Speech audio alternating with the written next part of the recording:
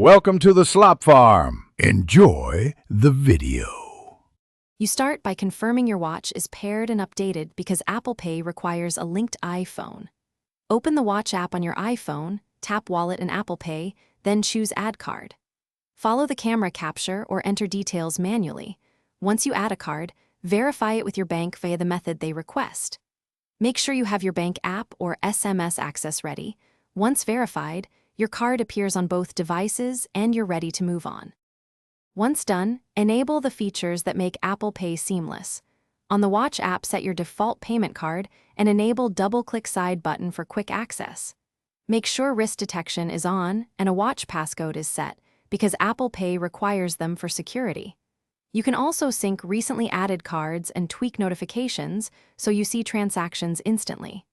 These steps ensure fast, secure payments and let you access Apple Pay on the Watch without unlocking your iPhone To pay, double-click the side button, swipe to the desired card, then hold the watch display near the contactless reader until you feel a tap and see Done.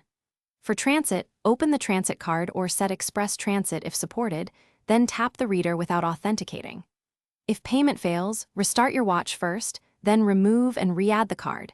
Make sure wrist detection and passcode remain enabled. If verification still fails, contact your bank. Often they can clear holds or reapprove the card.